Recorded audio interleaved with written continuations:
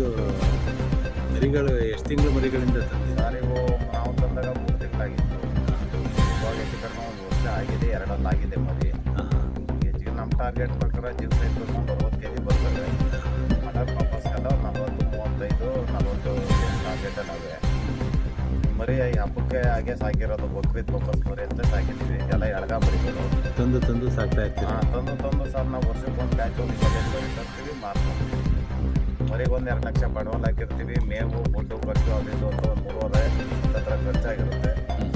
ಈಗ ಏನು ರೈಟ್ ಇದೆ ನೋಡ್ಬಿಟ್ಟು ಆ ರೈಟಿನ ಮೇಲೆ ನಾವು ಲಾಭ ತಗೊಂಡ್ಬರ್ತೀವಿ. ನಡೀರಿ.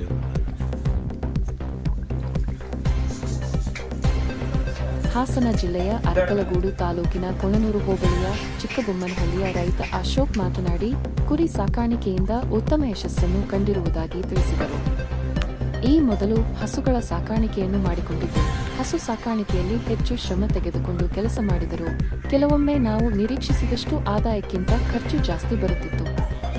ಆದರೆ ಈ ಕುರಿ ಸಾಕಾಣಿಕೆ ಮಾಡಲು ಮೊದಲಿಗೆ ಕುರಿ ಮರಿಗಳನ್ನು ತರಲು ಚನ್ನರಾಯಪಟ್ಟಣದ ಶನಿವಾರ ದಿನದ ಸಂತೆಯಲ್ಲಿ 3 ತಿಂಗಳ ಟಗರು ಮರಿಗಳನ್ನು ಒಂದು ಮರಿಗೆ 8,000 ರುಗಳಂತೆ ಕೊಂಡು ಬಂದು ಸಾಕಾಣಿಕೆ ಆರಂಭಿಸಿದ್ದು, ಈ ಕುರಿ ಸಾಕಾಣಿಕೆಯಲ್ಲಿ ಖರ್ಚು ಕಡಿಮೆ, ಆದಾಯ ಜಾಸ್ತಿ ಎನ್ನುತ್ತಾರೆ ಮತ್ತು ಈ ಕುರಿಯ ಗೊಬ್ಬರವನ್ನು ತಮ್ಮ ಜಮೀನಿನ ಕೃಷಿಯಲ್ಲಿ ಅದರಿಂದ ಬಳಸುವುದರಿಂದ ಉತ್ತಮ ಬೆಳೆ ಪಡೆಯುತ್ತಿರುವುದಾಗಿ ತಿಳಿಸಿದರು.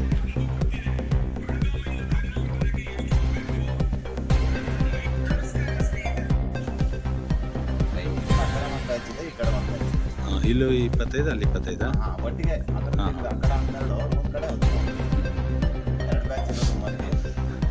ಇವಕ್ಕೆಲ್ಲ ಸರಾಸರಿ ತೂಕ ಎಷ್ಟು ಬರುತ್ತೆ? ತೂಕ ಎಲ್ಲ ಒಂದು 55 ಬರುತ್ತೆ.